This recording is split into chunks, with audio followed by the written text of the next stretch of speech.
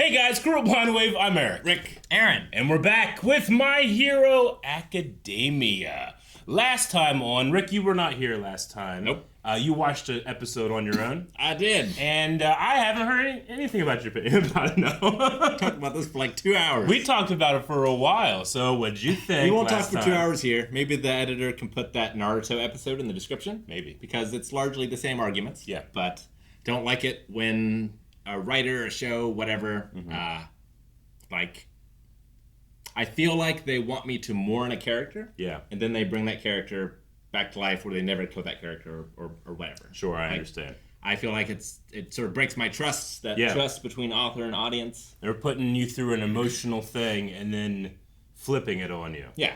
After that emotional journey that you've gone on. So Yeah. then you're sitting around being like, why am I here? And like, it's got to be something that's established or set up. Like, I think ReZero does it very well. Yeah. But that's sort of the premise of the show. Yeah. Right? So, like, it's not like I hate it and everything. But I didn't enjoy it in this show. Sure. Normally, I take, like, a year break from watching things. You're like the Amish. Like, I shun you 1 year.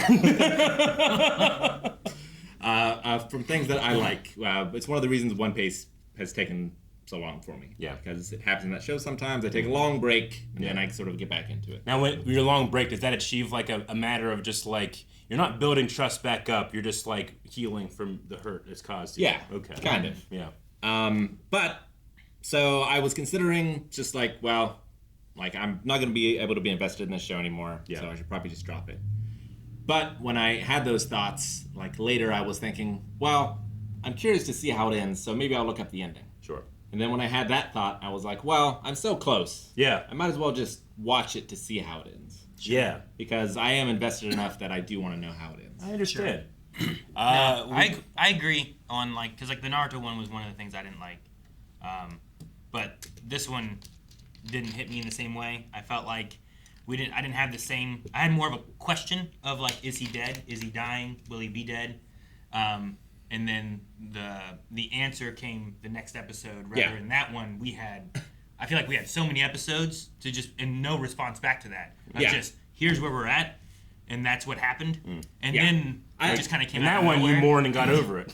That one I already done. Well, yeah, like, I do think Naruto was more egregious. I think I felt more connected to Bakugo than I did those characters. I still felt connected to them, but Bakugo is kind of like the number 2 of the show almost. Yeah, he's been a long-running And then my other issue was Edshot, like, it not being established that he knows how to heal people with his power. Because, like, if I'm watching a movie or something and someone is giving someone stitches, I expect the movie to establish, have a line of dialogue or something being like, oh, you know, I learned this at camp or something. Like stitching someone a wound, I feel like isn't... Like, if the ice cream man, like, started stitching someone up, you'd be like, Yeah, where do they have that knowledge, you know? Like, if I got a big cut here at work, I wouldn't expect anyone in the office to be able to Yeah.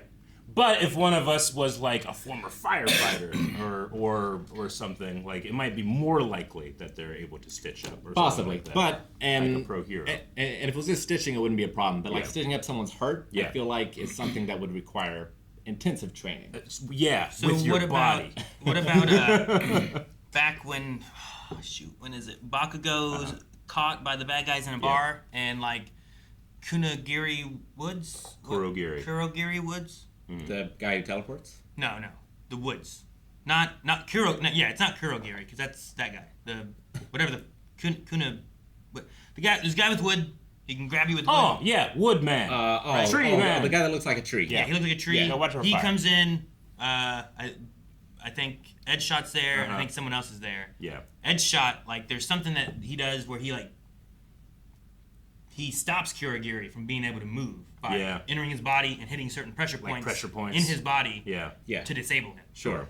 Like, I think they say something about whatever. I forget what they say. I don't know what they say. But he does that and he makes him disabled. Like, does that kind of help towards, like, this guy must know anatomy of a body, that he can hit pressure points or locations of a body, tiny, going inside of them to do such a thing? I mean, like, you know, That's a good point. I wouldn't assume Mr. Miyagi... He doesn't go inside their body. Sure. That's more of an external pressure point thing. This is like going inside their body, though, too, right? Yeah. That would be my argument with that. But but because I was like, I thought of the same thing. It's like, well, people do, and you can't use your arm or something like that. But Miyagi's a janitor. I wouldn't trust him to go through a body. Yeah. To do the same thing either. Like, you have to go in just right to make sure you also don't kill them. Yeah. But it's also like the stakes of it too, I guess. Like, hey, disarming an opponent in a fighting show is less stakes than bringing someone back to life. Which I know technically is not bringing them back to life. I understand. But Yeah. If I'm watching TV and someone gets shot anywhere that's not right here, I'll be like, they'll be fine.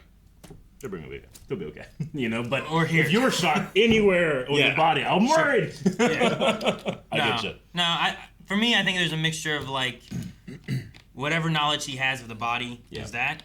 And then also, like, I don't know that he was dead yet. I know that they said his heart stopped. Yeah. And for me, hearts stop in real life all the time. Doctors still try to revive them. They don't just go, well, heart stopped, they're dead. Yeah. So I don't feel like he was necessarily dead yet. Yeah. It's a process. There's a big difference between all dead, mostly dead. yeah, it's just, it's a scenario where a doctor can't get to him, right? Because no one can get to him, and it's not been established that there's a doctor on that except scene. for a guy who knows the body well enough to be able to penetrate it and either disable or kill a person, right? But that's not enough. If the for medical ninja a showed medical, that's not enough for like a medical fixing of a body. Is that what your thoughts is? Yes. It's a destruction, not a construction. Well, you can learn something about the character in that moment, but sometimes you want to be able, especially if you're in that situation, to be able to, like, in your head being like, oh, maybe Edgeshot could do this, maybe this, you know? Do you think that because you want to arm that with that knowledge. Do you think you remember enough about Edgeshot that there's never been a thing that they've said that you just forget? I don't, but this show also flashes back for important moments like that, and it didn't do it then. But yeah, I'm not a My Hero expert or anything. Okay. I can just tell you what I felt in the moment. Okay. Silver lining, though, there are people out there that hate Bakugo and love Edgeshot, and they're real pissed right now. So at least we're not those people. All right. So yes, we had that. We also had. I will become the child's heart. Yes. Yeah, we do have our pro heroes looking at the future and being like, what can I do right now? Edgeshot thinking he can do the ultimate sacrifice. And a million brought a peach. Yes, he did. Got a peach for ya! Oh my.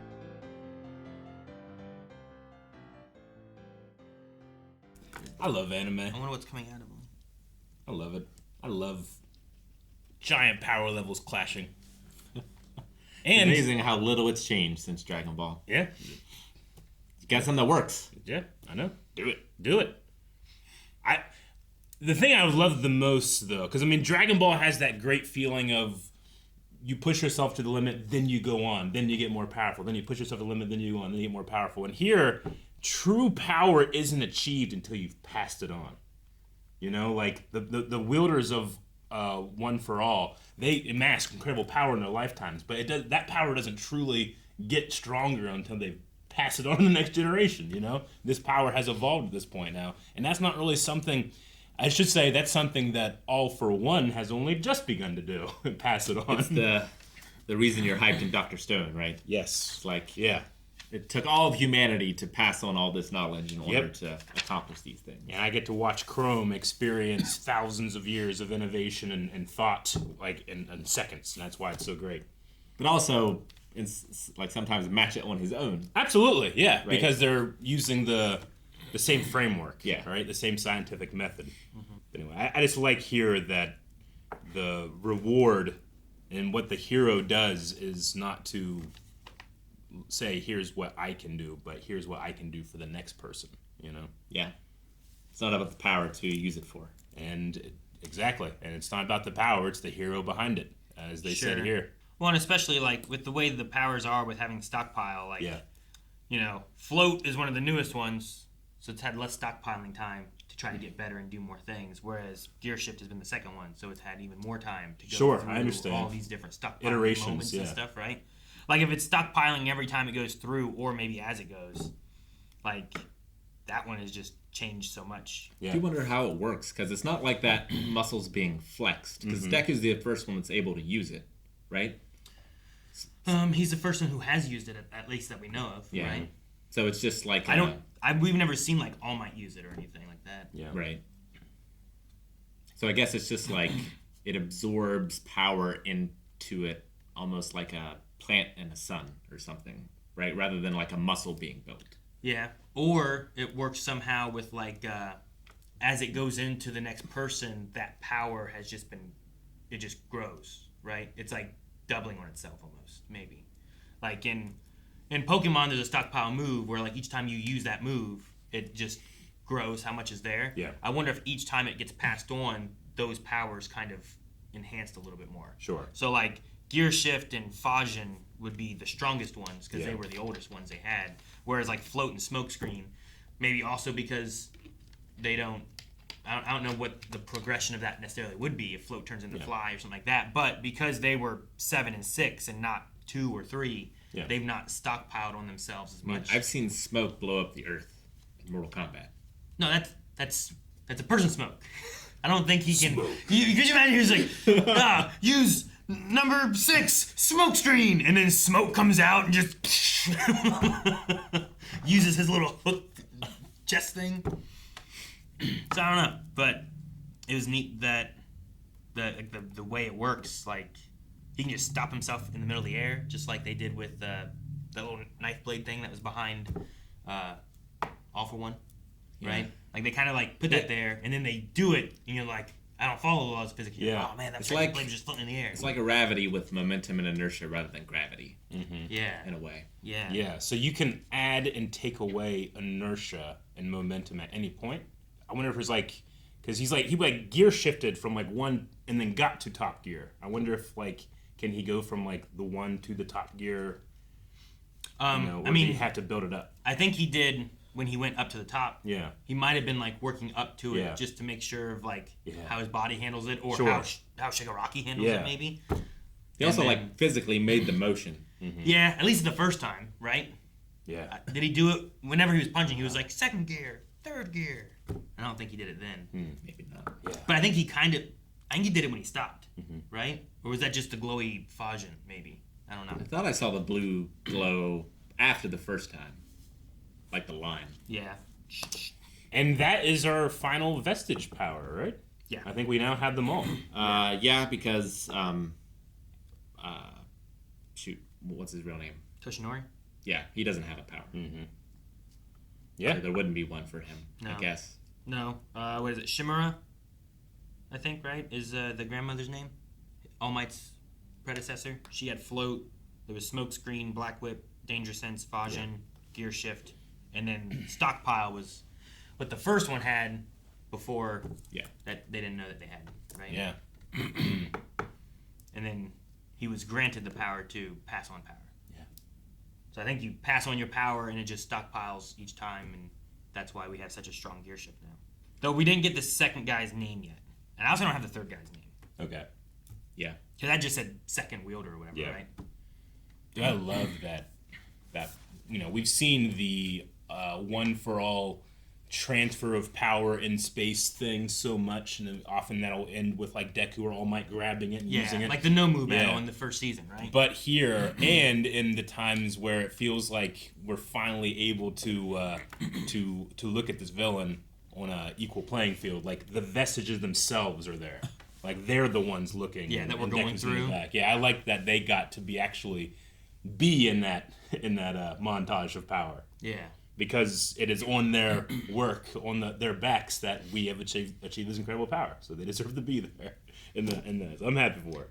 I think it's neat that they also have the characters have kind of a color scheme that Yeah. I think goes with the stars that they use too. Yeah. So like the white one, I think usually goes with the brother, and then as they move up through, like Yeah. I think I forget Dangerous Sense. I think is green, but like there was like a blue star, a green star, a white star, and I think All Might's still yellow.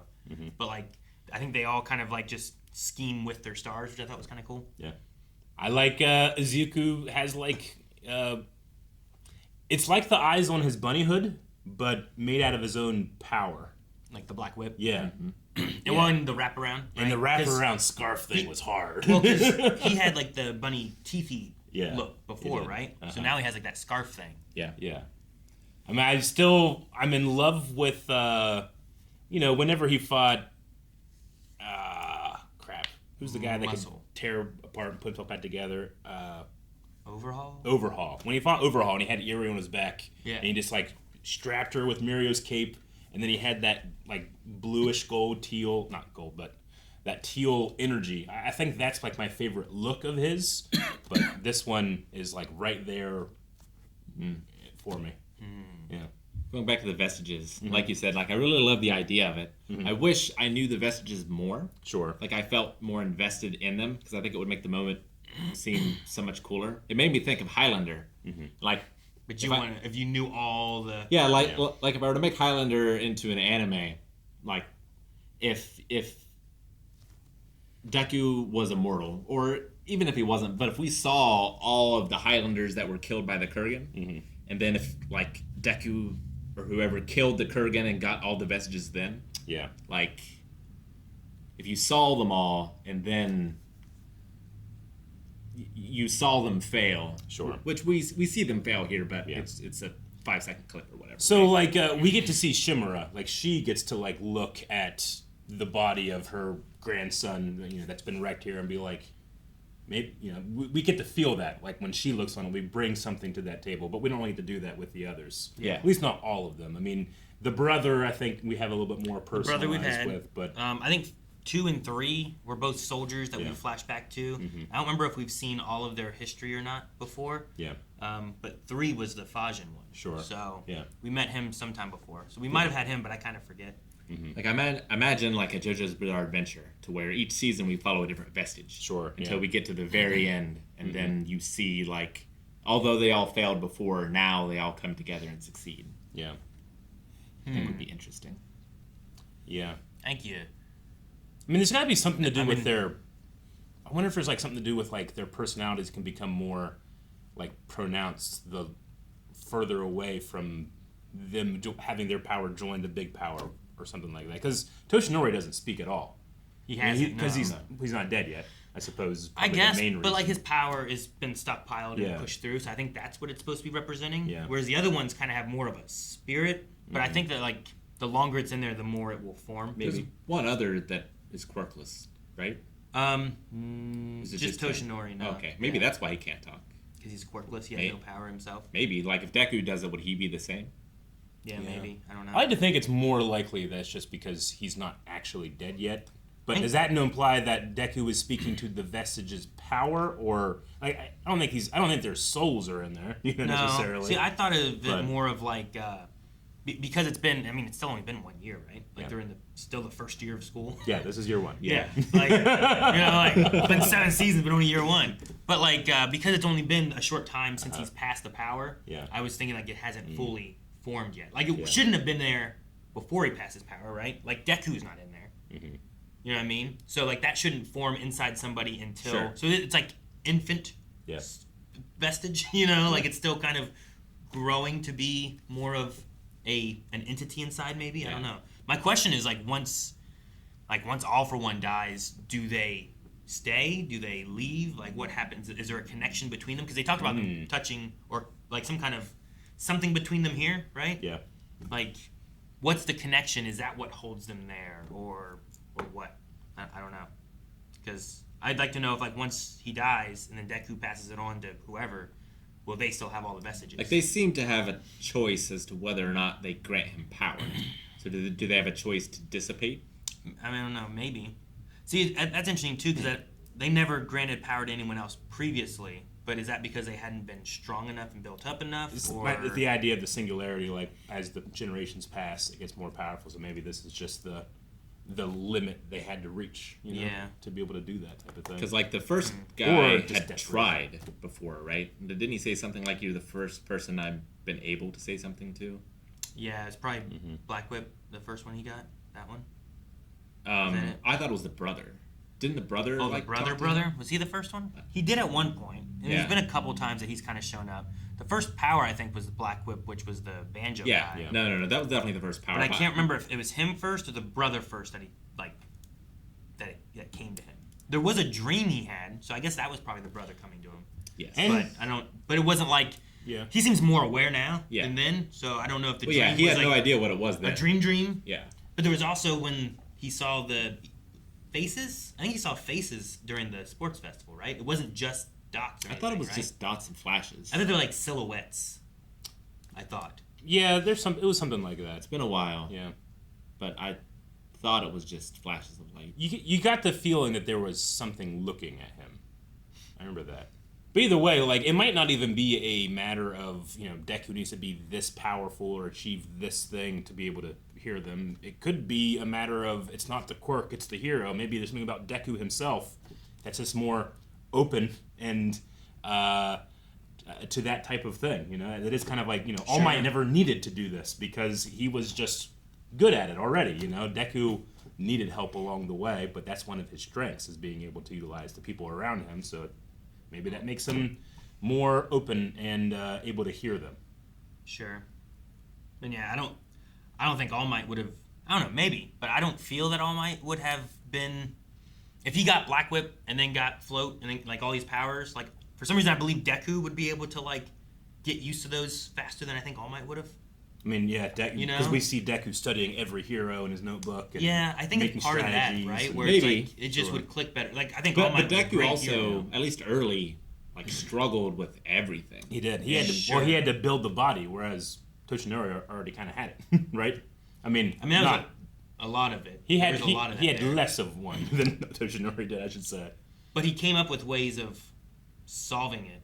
He did, But I feel like the first time Black Whip just showed up, natural, in so many things. Sure, like it might have just been easier for him. Like I wonder if All Might would have, if he'd have gotten Black Whip, like whenever he was fighting.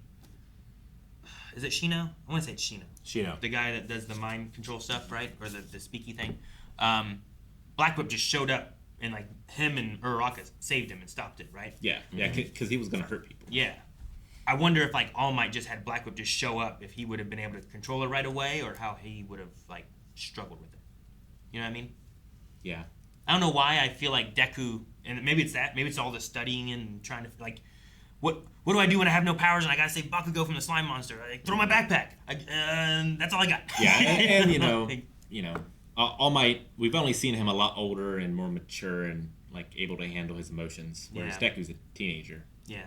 So like, I don't imagine if the All Might we saw got it, like he would have had that level of loss of control of his emotions that would have happened. Sure. But maybe teenage All Might, it might have. Yeah. I also wonder if it'd be like a language.